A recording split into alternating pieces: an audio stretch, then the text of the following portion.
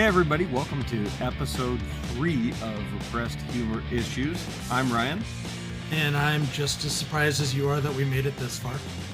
But let's relish in something for a moment.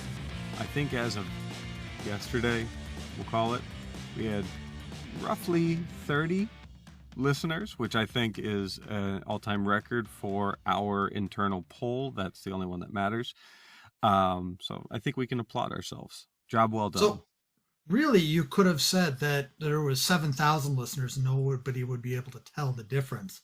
Now what you're doing by being this authentic is you're making us look pathetic. I'm just being transparent, leaning on the side of honesty because this world is full of dishonesty.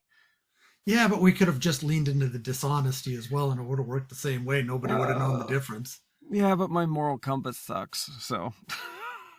no, actually, having one sucks is your problem. I was gonna say that's the problem. I actually have one, so I was more than willing to lean into like 80,000 if I had to, and now 30 people have listened. So I guess there's a yay in there, but it's a much more muted yay than I would have expected. But I mean, for the listeners that are paying attention, from episode 1 to 2, we tripled. So we tripled what? The number of people we offended? Well, I'll say this. This time we had no negative feedback like we did the first episode, so I think we might be on an upward trajectory. But we didn't have any positive feedback. We got no feedback whatsoever, so realistically... The bar is so low, so I'm happy with no negative feedback, and I'm taking that as a positive. Glass half full today, my friend. Glass half full. And for everybody realized this week, we finally got our website set up, repressedhumorissues.com. Right, we actually went out and bought a domain and did some hosting and did some web work. And you can go there. We're going to attach it to Twitter. We're going to attach it to Instagram. Yes, we have a Twitter account. It's RHI_podcasts. Or you can look up Repressed Humor Issues. We're running a poll on there. I'm not going to ruin the surprise of the poll, but it's definitely an interesting one. It's terrible. It was the worst thing I could come up with for the first post that we did. Again, mission accomplished. Yes. So, but remember, repressedhumorissues.com. And again, if you have any feedback, comments, or snide remarks, please direct them to Dan, Repressed Humor Issues with an S at gmail.com. I went tame there. I'm lame as fuck. Wow. I know. I'm sorry. I could have gone harder, but I'm feeling nice today. I don't know why. I got to see if clowncollegeboy@gmail.com is already taken now. There's no way. There's no way. But I mean, with one of our hopeful 60 listeners this next time, maybe somebody will snag it.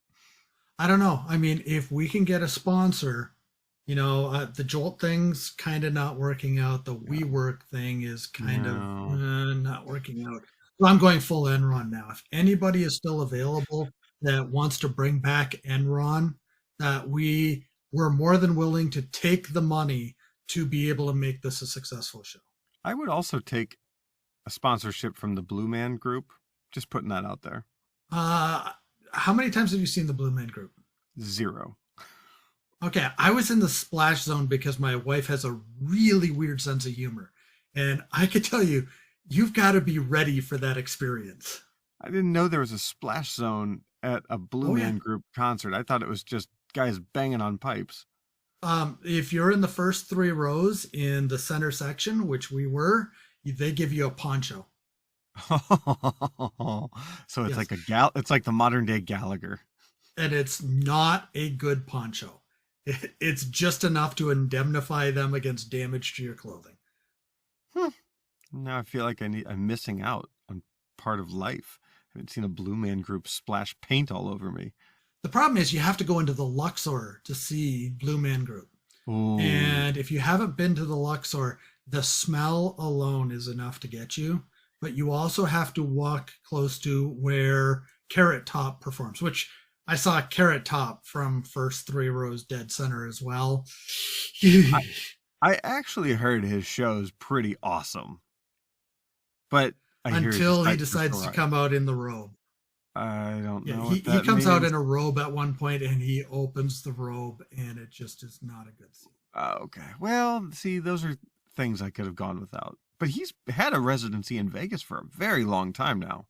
Yeah, he tells you all about it in his show. I'm not going to go any deeper than that because I just got over the nightmares now, and bringing them back up is not a plan I have for this. Well, you went to Vegas for anniversary, yeah? Yeah, that was back in April. Well, I want to pivot just a bit. So, if everyone's seen Saturday Night Live or seen a clip from it, they've seen Weekend Update. So, in this segment, I'd like to call it Weekend Update Ripoff Edition. Thanks for overselling it. I mean, No overselling being done. I think this is going to be a fantastic spot that we do once, twice, maybe thrice, depending on the feedback or how much we're enjoying it. That's really what it comes down to. Are we enjoying it? and if anybody wants to call out Ryan for saying the word thrice, please send email to. We'll get clown college boy at gmail.com running here shortly. Oh, Anyways, man. so new weird news stories. Saw this one the other day. Authorities in Colombia are beginning the process of sterilizing the descendants of the hippos that were the animals that Pablo Escobar had at his personal zoo. Okay. So it's somebody's job to go and sterilize the animals. Now, can you imagine you go home at night after all you've done all day is cut off hippo testicles, and your wife asks you how was work today, and you have to say, yeah, I chopped off the balls of Pablo Escobar's hippos. And what's she going to say? Why do you lie to me? Because that's just not something that somebody should be leaning into as a flex. Yes, I cut off Pablo Escobar's hippo's balls. Well, let's be honest. What does that job application actually look like? I don't think there's an application. I think what happens is you failed at every other job in the smuggling and cocaine production market, and they said, he can't do anything else right. Can he cut the balls off of a hippo? And what happens if you fail? You get eaten by the hippo. What happens if you succeed?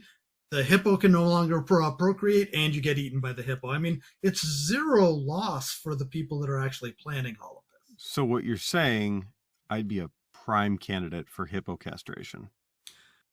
Sponsored by Jolt Cola. I'm sorry, Enron. Yeah, we're switching to Enron. Got to keep it consistent here. Amazing. So, story number 2 is a little bit more interesting, maybe. So, George Anthony Katara Devolver Santos Revanche, all the names that I could find for him all at once. It's determined that it was released from the House Ethics Committee that he spent campaign funds he stole from wealthy donors on Botox, Sephora, and the best one, OnlyFans. Oh my God, this guy. Now, what exactly does he think he's going to find on OnlyFans that he can't find in DC or New York anyways? What's on there that he has to spend campaign money to be able to do that? Better twinks? I don't know. I don't even want to know what a twink is. I really don't. I mean, I don't even want to know if he's a top or a bottom. The man disgusts me in every single possible way. But, I mean, maybe he just needs to call his ex-wife and find out if she's made the American dream yet. Maybe that's why he was on OnlyFans. He was looking for his ex-wife. I mean, the sheer amount of shit that this man has, well, not gotten away with, but as long as he survived and he finally is getting his due, like, my God, get him out. Well, I guess they'll let him persist through Thanksgiving, and I bet he gets booted out that Monday or Tuesday. Well, so they have 2 days, 2 business days, and that's legislative days, after the motion is put forth, which the motion has been put forth. So I don't believe they're in session this week. So you're right. It will be next week. And there's a lot more Republicans that say, okay, yeah, we're just done with it. Well, that's about time. But I'm gonna take one of these if you're okay with that. Story number 3. Owners of a Colorado funeral home have been arrested after authorities found 190 decaying bodies improperly stored around the property. They were investigated after someone in the neighborhood complained about the abhorrent smell. Which is funny because just earlier we're talking about the abhorrent smell in your apartment based off of some cooking gone wrong. And it's also interesting because I believe, wasn't that what your ex said was the reason why you got divorced? Was the abhorrent smell? Shots fired. You decided to steal the best one from me. I'm going to have to get my retaliation in somehow. FYI, everyone, don't boil fish sauce. No matter what the recipe says, don't boil fish sauce. Everybody, just so you're aware, just don't have fish sauce in your house. That's the easiest way to solve that one. Then nobody can accidentally boil it on you. You're not wrong. Incense and peppermints over here. That's all we're burning all night. Kudos if you know the actual band that sang that. I was just going to say, that sounded like a good band name. It's a song title from a band named Strawberry Alarm Clock. Wow, I am old. I just dated myself. I think that song goes back to the late 50s or early 60s. Well, you are 57 years old. So. Yeah. I'm not going to let you live that down. It's just going to keep on coming up. It's all good. All right, I'm going to go with another one. Story number 4 here. The British series Naked Dating is setting a new standard for nudity on TV. Participants are completely naked with different parts of their bodies shown at different times throughout the process of the special guest determining who they are going to date. I fucking love this show. So have you watched it? I have. I did. I have not had the guts to watch it yet because, first of all, British. So I'm not thinking pretty people right off the bat. And then, second of all, British. So they're probably not groomed down there. No, you'd be surprised. Some of them have a little jewelry on down there. It's a little unique, kind of a different flavor for every walk of life, I would say. I think. Third of all, I'm afraid of seeing George Santos on there. Oh yeah. He keeps trying to come back on that show. Yeah, I can circle this back to previous things. Yeah, but I've heard about this. I've never actually watched the show. My wife and I discussed whether we wanted to watch it or not. We're not prudes by any means, but that was just a step too far. But at some point, Netflix or Amazon or somebody is going to pick that show up. And what I heard, tell me if I'm wrong, is the very first thing they show is genitals. Yeah. Every time they start at the genitals. Yeah. Yep. So exactly. it is the ultimate in shallowness because you're starting your dating process by looking at their dick. I mean, hey, a bait and tackle can tell you something about somebody. So here's the thing. What happens if they line 3 people up and they're all shorties? They're not even showers, not growers. Growers, not showers. I mean, what happens if it's just 3 people that right off the bat are obviously going to be unsatisfying to you? I mean, there's going to be a multitude of factors. They could have tattoos on their leg. They could have really fit thighs or something like that, or whatever their proclivity may be. Maybe they're a heavier set person and that's what they're into. So different strokes for different folks. Speaking of different strokes, Wally the emotional support alligator. I'm gonna let everybody process that. Wally the emotional support alligator. Apparently his owner takes him out for walks on a leash. Now this alligator is 55 pounds and 6 feet long, and somehow has 114,000 followers on TikTok. Now, what they don't have in that neighborhood is any small children or small pets anymore. But, I mean, if Wally the emotional support alligator, I will repeat this again, Wally the emotional support alligator can get 114,000 followers. More than 30 of you fucks can listen to our goddamn podcast. I support that statement. Absolutely. Wow. All right.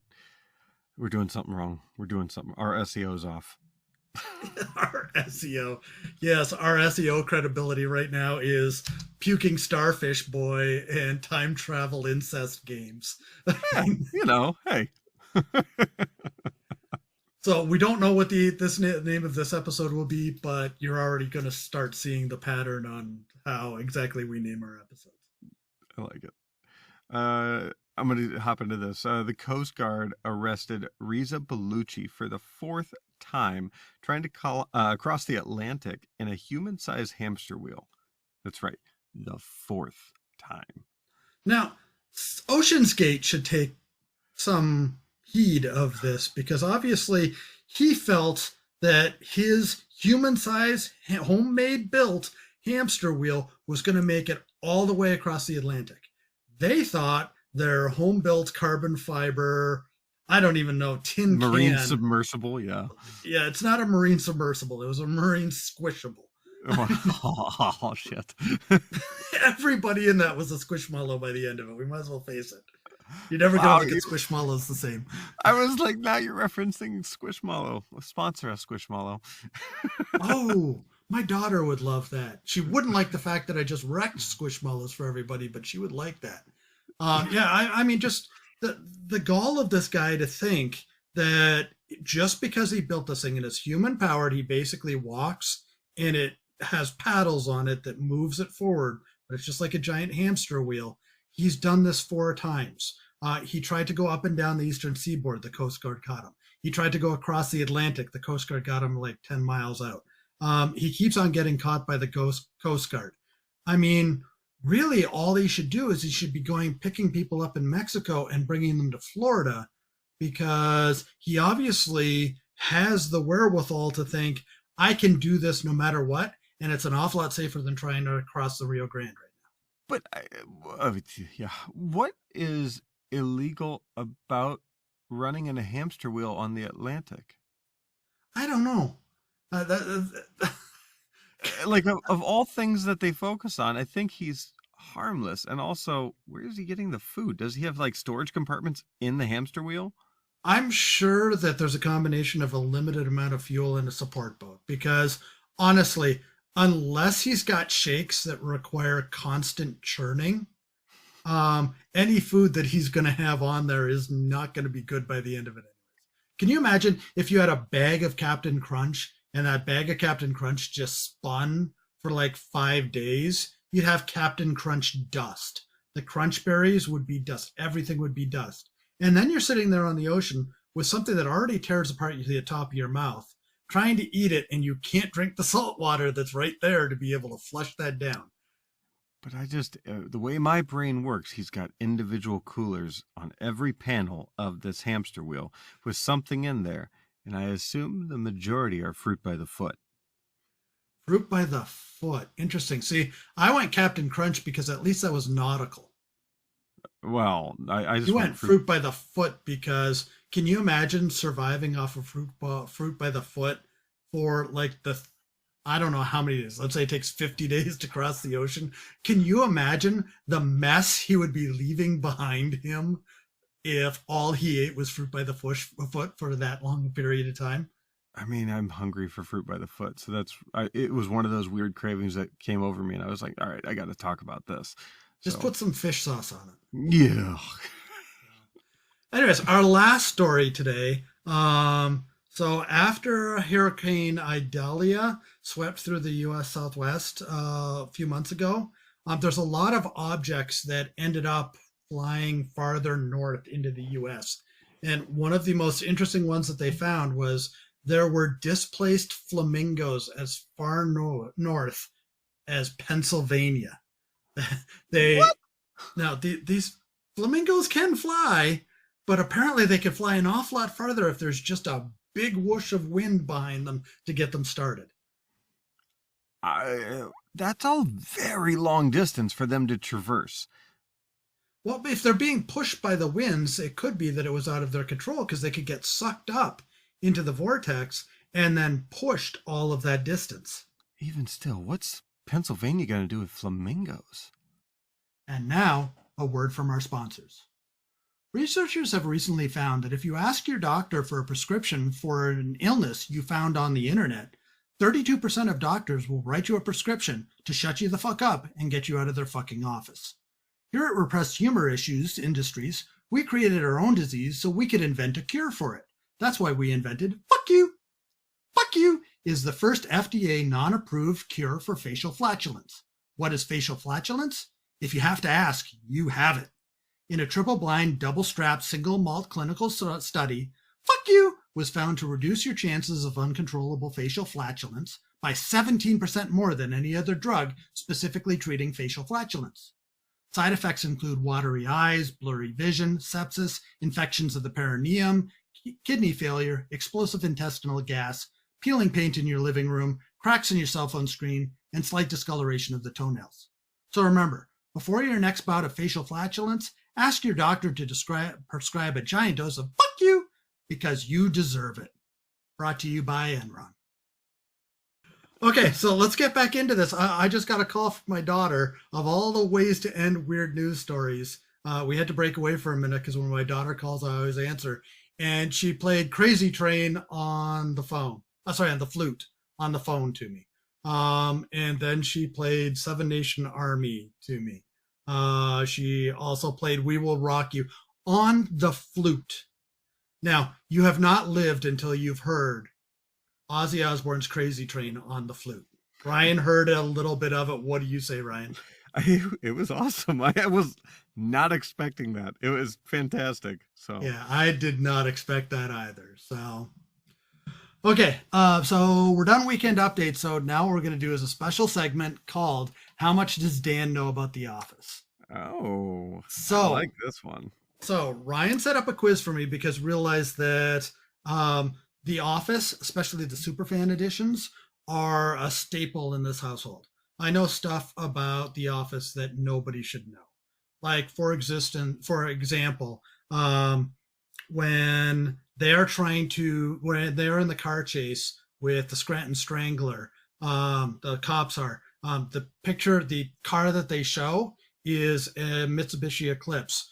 When they're doing parkour in the parking lot, one of the vehicles is a green Mitsubishi Eclipse, the exact same vehicle that the Scranton Strangler used. Now, just so you're aware, he's going to ask me questions, but he's not allowed to ask me questions about seasons 8 or 9, because those don't exist in my household. And if there's any questions about Scott's Tots, I reserve the right to move on because we don't watch that episode anymore. It is far too damaging to your psyche to watch Scott's Tots more than about twice. I mean, there should be a Surgeon's General warning. You know that I'm a little bit of a late bloomer to The Office, but I've since caught up. I've watched this all seasons twice, which I think is pretty great within the past 2 years. So, but I've become fond of Dan's unique depth of knowledge for The Office. So let's see how you do. We'll okay. Start slow. I'm not going to do all of them. So this is out of there's 10 total questions you told me though, right? I added some bonus ones just in case. Oh, okay. So I'm going to keep score over here because Ryan's too busy to be able to keep score. So I already got perfect, but let's see how I do. My finger up my nose. All right, number 1. What does Michael pretend to fire Pam over in the very first season? Post-it notes. Stealing post-it notes. That's correct. Now, I'm not going to give the season on every single one. That one, yep. But he only pretend fires Pam once. Okay, perfect. He pretend fires everybody else pretty much, but. All right, number 2. Another Pam question. What's Pam's favorite flavor of yogurt? Mixed berry. Too easy. Oh man. All right. Okay. I sense a 10 out of 10 coming here. We'll see. All right. Now that's 2 of them. Get a little trickier. A foreign exchange student lived with Michael when he was young. What did the foreign exchange student take from Michael back to what was formerly known as Yugoslavia? All of his genes. I mean, you're going to have to try harder than this. Okay. All right. This is base stuff that any good officeophile should be able to answer. Everybody that is into The Office should be groaning right now at how easy these are. Okay. Well, all right. Finish this quote from Dwight when he was asking Michael questions after being offered the spare room in Michael's new condo.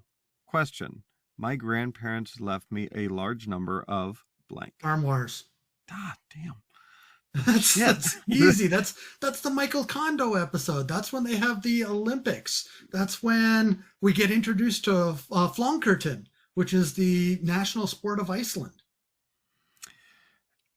Still, I thought that was going to be too niche, but no, he's talking about, he talks about that. Then he talks about how he has terrariums, and Michael asks what terrariums are, and he says that's where I keep my snakes, I believe he says. And that's when Michael freaks out and says no, he's not gonna let Dwight live there anymore.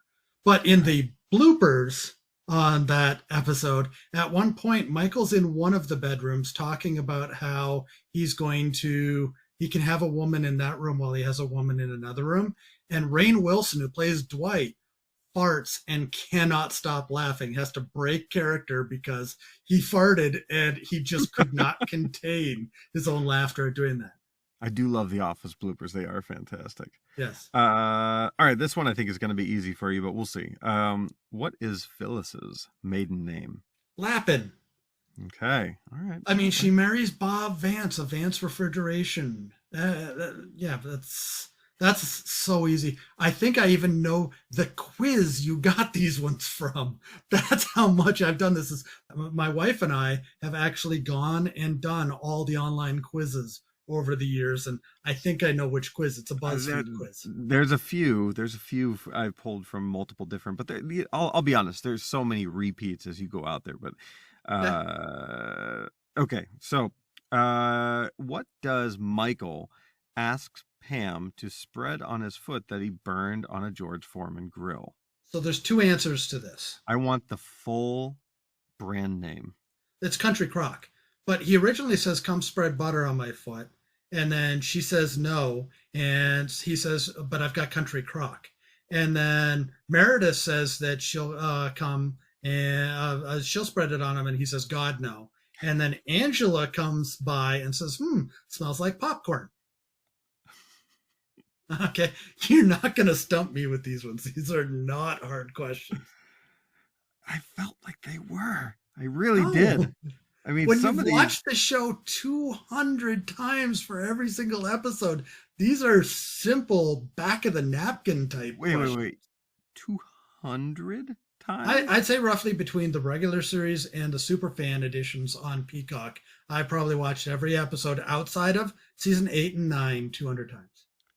What the hell, Dan? Yes, it's a sickness. Yeah, that's an understatement. Okay, clown college boy. All right. This is going to be too easy. Well, I don't know, maybe. Now I'm second guessing this whole quiz based on how well you've done so far. Jesus Christ.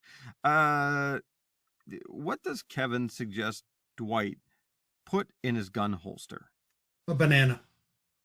So what happened was, this is the episode where Dwight becomes interim manager, and he has a gun that he got because the owner of Sabre likes guns, and then he gets Mose gives him a holster, and he goes to put the gun in the holster, and he shoots the floor over beside Andy. Andy pops his eardrum because the bullet whizzed by his ear, and then is limping as Daryl is walking him to go to the hospital. He says, "Why are you limping?" And he says, "I don't know."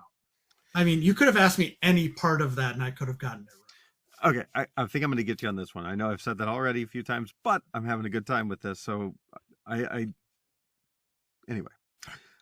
what kind of sandwich does Michael have a dream about when he's the head of Michael Scott Paper Company? Oh, it's tuna fish and black olives, I believe. Incorrect. It's tuna fish and something. Tuna fish and mayonnaise. No, because that would go with it. Oh, I can't remember what the other thing. It wasn't Skittles. It was tuna fish and Oh yeah, you got me on one. I missed the other part of the tuna fish. What was it? Peanut butter. Peanut butter. Okay, yeah. And realize that's in the Michael Scott Paper Company episodes. See, I can talk through all of this while he's sitting there talking to Ryan and Pam because they know they're going broke because they just came back from the accountant's office and found out that their low prices are actually putting them out of business. As before Jim comes down to come up so that they can negotiate with David Wallace over selling the company to them because they're about to make them an offer to buy Michael Scott Paper because they're putting such a dent in Dunder Mifflin's profits. I mean, I that love how little detail of peanut butter is gonna bug me for the rest of the day now. Well, it's a good thing it's late. I'm giving myself half a point because I got tuna fish. I think it's all or nothing, my friend. Oh, I already said I make the rules. I'm scoring it. You decided not to score it. So, all right. Let's see what you've got next. Dwight tells Jim's roommate that he keeps an extra pair of shoes in his car for special occasion. What kind of shoes are these? Birkenstocks. Ugh, fuck. Okay. So this is how later on in that episode, you see a pair of Birkenstocks with Angela's little shoes sitting inside of laying inside of the kids' playset. And that's really the first indicator that there's something really going on between Dwight and Angela. That's also where Kevin makes the joke while they're grilling the hot dogs to Ryan about him being fire guy again. All right. This is, I believe, number 10, if I'm counting correctly. You're counting correctly. All right. On the day that he's supposed to move to Boulder, Colorado, Michael says, I can't do this. All the channels are going to be different there. I'm not going to be able to find my shows. I am not going to start blank at level 1. Improv. So immediately after he has this conversation, he gets on the phone with Holly and she calms him down and he said, I just needed to hear your voice. Okay. And he has to ask what city they live in they're going to live in to start the conversation. And he's totally calmed down and he's ready at that point. Phyllis has not finished making both of the mittens. So he just takes them the way that they are. And he leaves without saying bye to Pam. Now, this is what's funny. He takes off his microphone when he's done through security, even though they would not let him through security with a microphone on. But they did that purposely so that when Pam comes running in afterwards, they could have a private moment where nobody else can hear anything that they're saying. And she says goodbye to Steve Carell at that moment when technically Michael is off the show at that point. Interesting. Yep. All right. I have multiple questions, but I'll do one bonus one. We'll get you to 11. That's up to you. We've got time. I'll do one. I have a couple, but I'll do one. In the episode named Healthcare, this is not Jim and Pam's fabricated disease. This is not. And I'm going to give you 4 options. Okay, because I was going to say, otherwise there's a bunch of them. I know. Killer nano robots. That's Pam's. Hot dog fingers. That is, I believe, Jim's. Spontaneous dental hydroplosion. Yeah, that's Jim's. And hair cancer. Hair cancer. Okay. I thought I was getting witty with a multiple choice option here. So they sit there at Pam's desk talking about those different things. About those different ones. And at one point, she's saying, what happens when your teeth turn to liquid and run down the back of your throat? And that's when he comes up with dental hydroplosion or whatever. Hot dog fingers there's more of them when you actually watch the Superfan edition. There's a couple more things that they actually say in there. Let's see. All right. I'll do another one. This is pressing towards the season 8 boundary, but not there.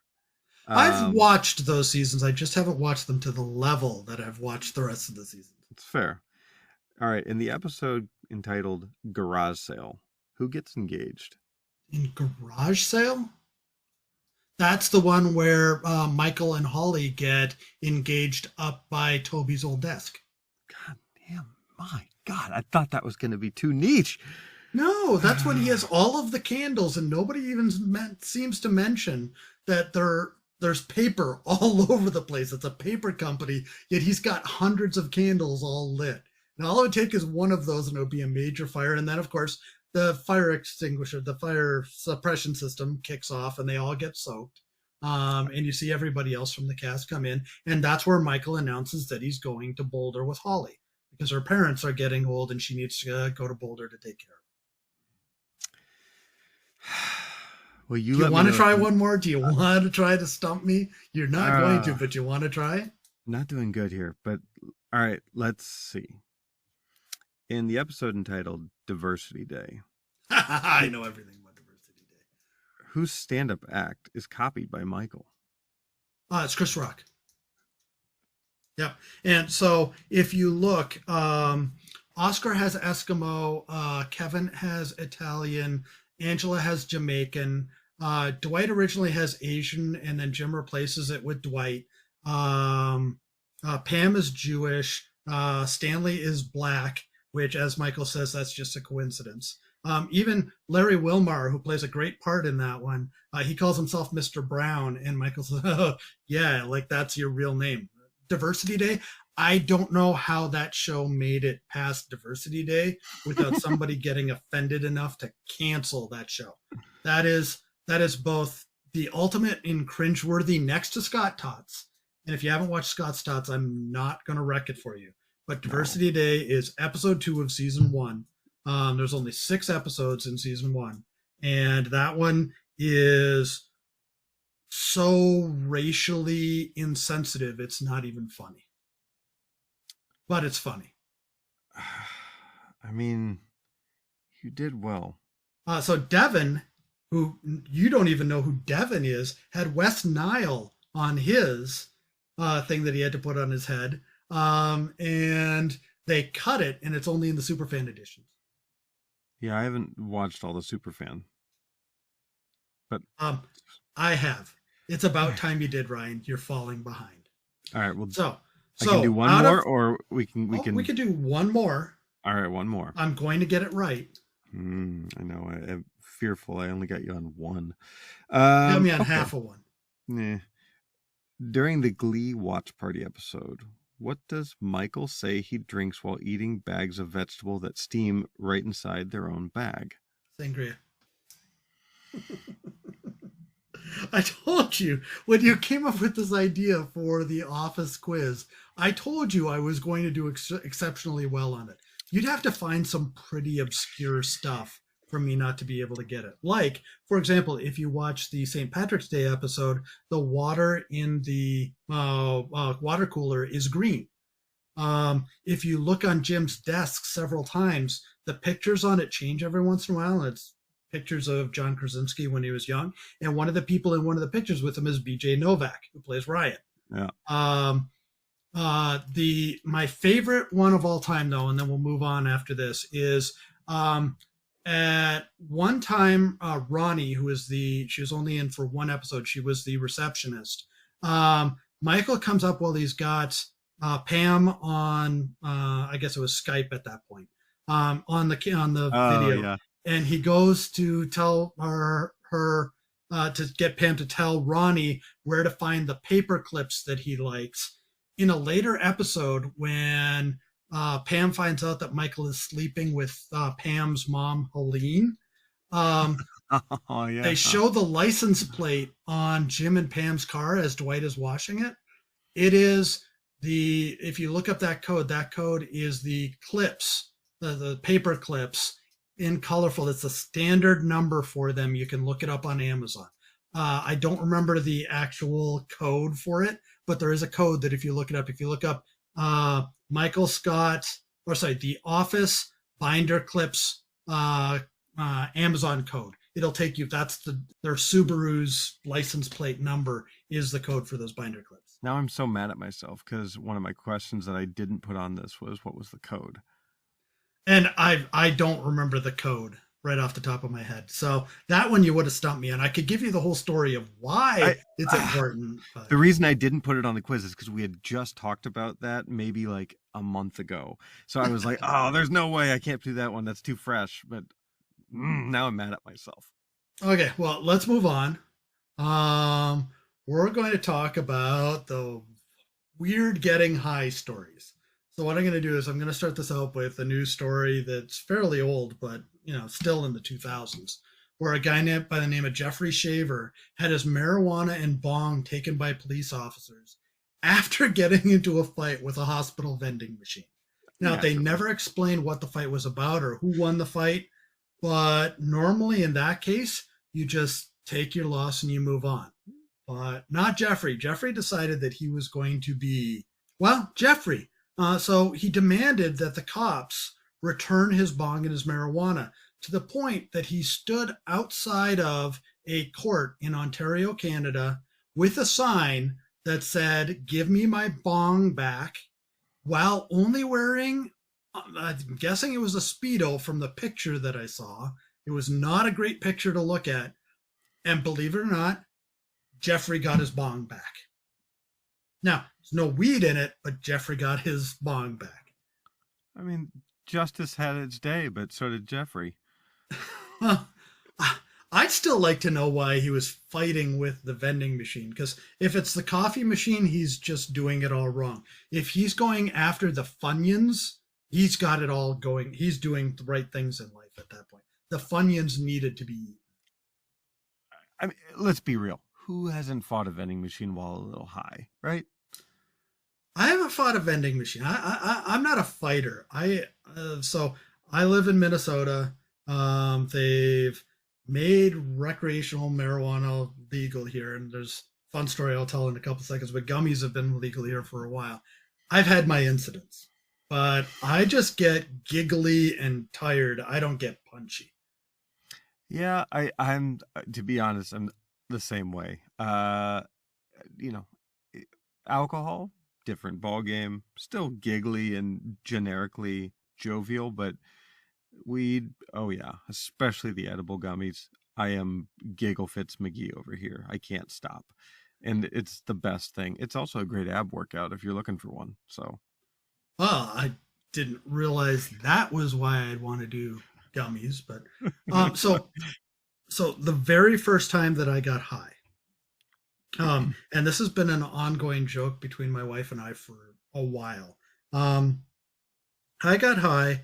I pulled back a draw that I pulled way too much back.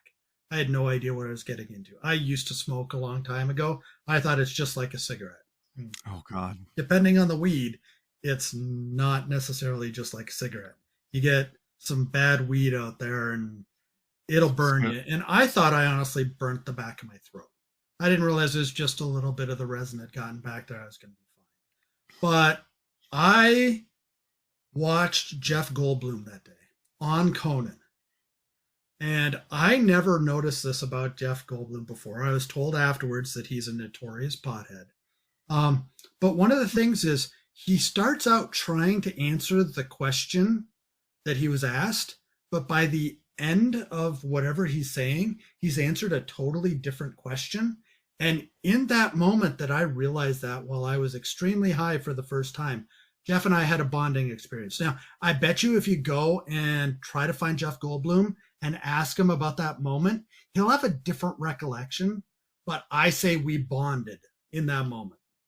But who knows? Maybe he bonded with you and he just doesn't know how to find you. Oh, well, that's why he's doing apartments.com now. He's hoping that I'm going to rent an apartment for him so that we can bond further.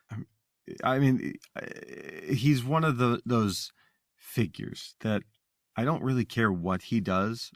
I'm interested in. I mean, now, mind you, watching him while high, I'd probably be more interested in what he's doing. Well, he's like Woody Harrelson and Matthew McConaughey. He's just been doing it so long, you're not going to see the outward indicators that he's high.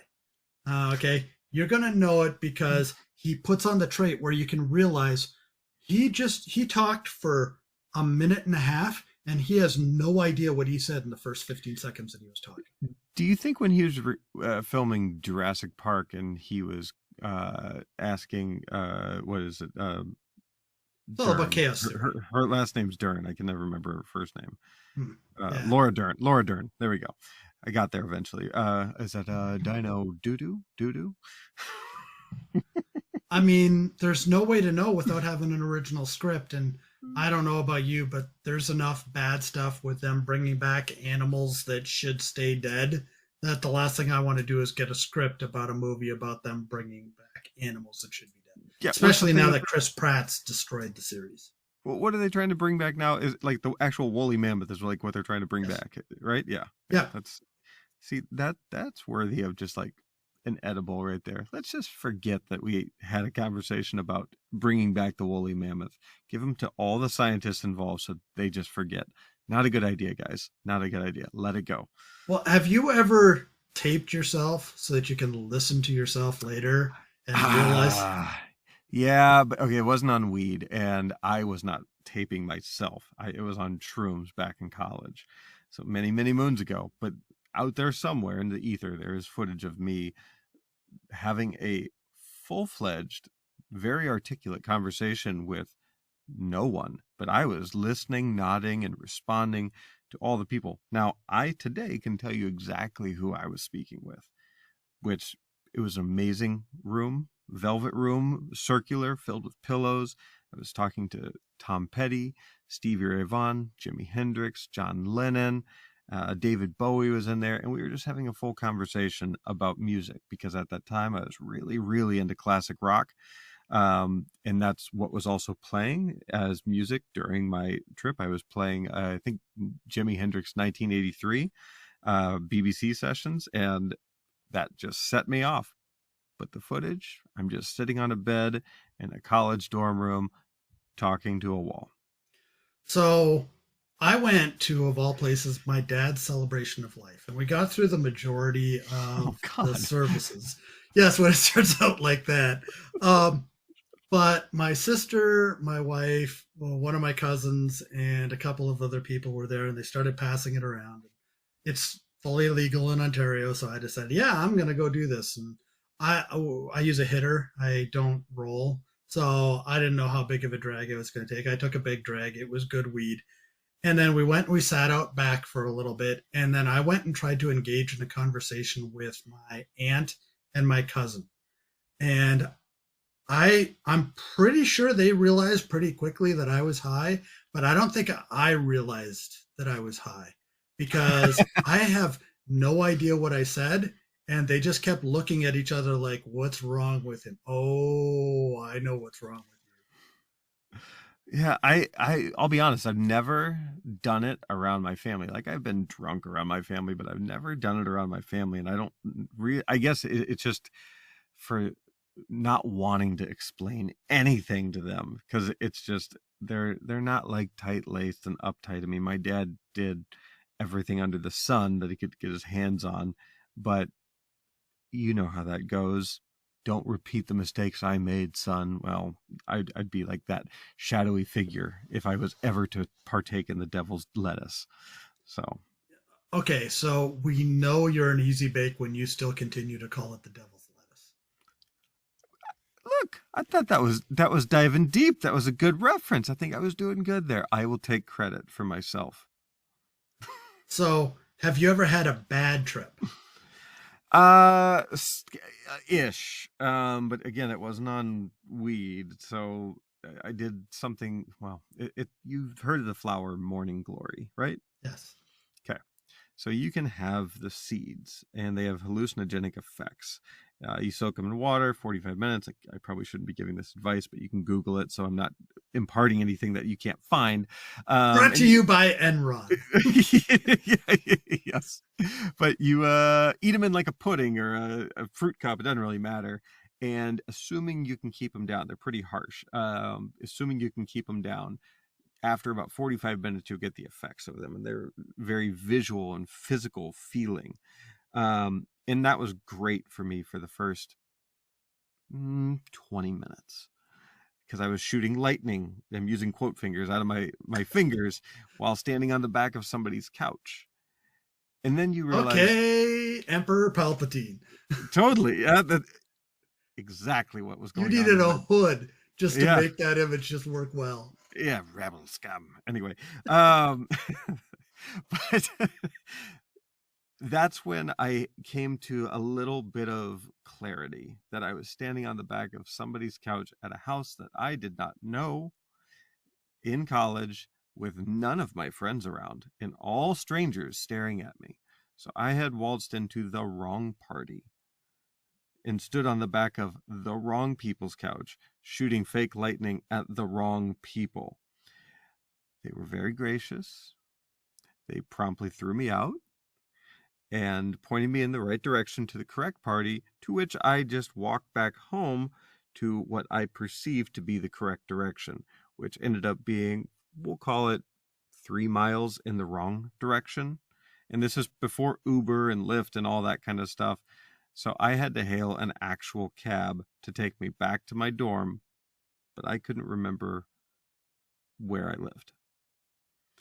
So I just had the guy drive around and I told him, just keep it running and I'll pay you, until I saw something that I recognized. I got home. Wow. I got home. Well, I did have an extremely bad trip, and I've told you about this before, but it's probably 4 months ago now. So, no, really, it's in Minnesota. Um, the Republicans made a mistake.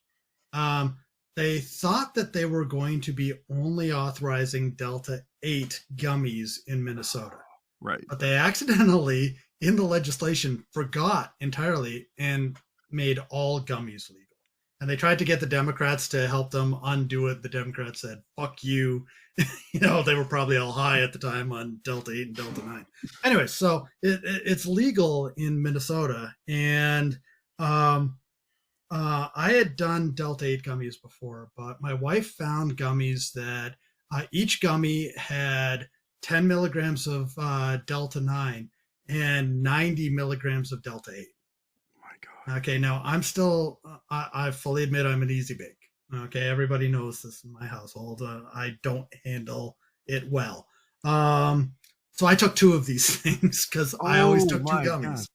gummies. I got to the point that I couldn't walk without my wife helping me down the hallway. I laid down in bed, and every time that I felt like I was going to go to sleep, the paranoia took over, telling me that if you fall asleep, you're not going to be able to breathe. So I would wake up a little bit. The shock of waking up also shocked me, which led to a progressively lower level of shock over and over again for about 8 seconds, where I was just constantly just shocked. And then my wife decided, I'm giving him a sleeping pill. He just needs to sleep this off. I put the sleeping pill in my mouth, took the glass of water, rolled off the bed because I knew at that moment it was all coming up, and threw up all over a carpet. Oh no. Okay, you left Um, that part out of the story. I didn't know that. oh, I just let it all fly. And so I'm sitting there on hands and knees while she's trying to cover this up so that I'm not sitting there with my face right next to it, because I can't get up at on the bed at this point. So she helps me up onto the bed, and I could not talk. All I could do, the only words that I could mutter was "how long," because she told me it would take about 2 hours for it to wear off. That was like 8 hours. It at least felt like 6 to 8 hours of waiting for it to wear off, with every like 3 minutes me tapping and saying "how long," and her telling me how long it had been. And she puts up a show, which it's a horrible movie. I don't remember the name of it, but it's some guy that ends up owning a ski resort and sells it to some guy. She put that on, and it was so scary watching that, because every single time the TV cut to a new scene, I got that paranoia again. Oh my gosh. It took me a long time to be able to even take one gummy after that, based off of that, because at one point, I thought I had broken myself. I thought I was eternally going to be in that condition for the rest of my life. That you like scrambled your brains for good. Yeah, I thought I was done. I thought that's it. Oh man. I'm going to have to explain to my bosses somehow how I got to that point. Oh Yes. So if wow. you Okay. think you've had a bad trip, we want to hear about it, because I'm sure there's worse trips than that. But let's hear your trips. You can send them to repressedhumorissues@gmail.com and shortly clowncollegeryan@gmail.com. I'm going to get that. Yeah, and I hope you do. I do want to remind everyone from last week's episode, still want a list of everyone's worst movies sent to us, like the most god awful movies. So like some of the examples we gave last week were like Jesus Christ Vampire Slayer or Velocipaster, nude nuns with big guns, your choice. There's a lot of, I threw a new one in there. I had time. I watched know some other bad what movies. Type of movies you watched that like earlier today. You can admit it. Yeah, I mean, like 6:30 in the morning. I was like, "What kind of shitty movie can I find?" But please. So we want a list of your top 10 worst movies, and in a ranked choice voting methodology, we'll put together a list of the worst 10 movies ever. Send that to repressedhumorissues@gmail.com. And again, because Ryan insists on doing this, and he's going to do it shortly again, we are available on Apple. We are Apple Podcasts, on Spotify, on iHeartRadio, and on Amazon Podcasts. But you're finding us somewhere. We're also working on getting an actual embed of the episodes onto our website. It's been a while since I've done any WordPress stuff, so I'm just working through the embed logic, and you'll be able to listen to us directly on repressedhumorissues.com. I can't wait to listen to ourselves again. I love hearing myself talk. But again, and we'll get the Instagram spun up. There's for whatever reason they put me on a waiting period. I don't know. Whatever technology. We both work in the tech industry, so it's hilarious when there is an actual tech issue that can't be explained except with frustration and closing your phone and walking away. But yeah, definitely please send in your top 10 worst movies. Listen to us on Apple, Spotify, Amazon, iHeartRadio. And again, our email address is repressedhumorissues@gmail.com, and repressedhumorissues.com is the website. But until next time, I'm Ryan. I'm Dan. Stay classy, Cleveland.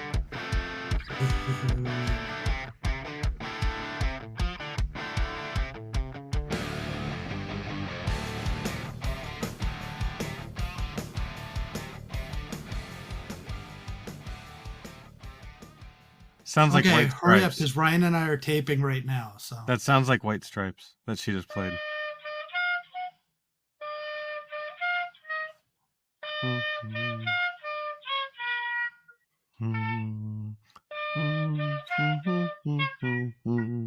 Oh.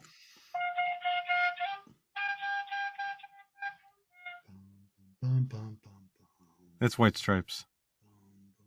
Seven Nation Army. I don't remember the name of the song. Seven Nation Army. Speaker. I don't remember the name of the song, but I know the song itself. Seven Nation Army. Seven Nation Army. That's it. Yeah. So. Anyways, okay, hold on. I'm letting Ryan hear these too. Okay, Ryan, try to guess the song. Okay.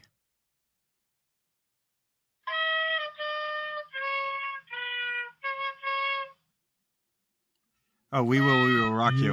We will rock you. Can you play the We Are the Champions part? What? Can you play the We Are the Champions part? What? There's another part after that song where they say We Are the Champions. That is We Will Rock You. Yep. So, okay. So Ryan and I are taping for the podcast. We were gonna take. Oh, she's saying hi, Ryan. Hello. I can't. He said hello, but we can't really talk because everything's on headphones. I was giving you the answer the entire time, but I forgot you took your headphones off.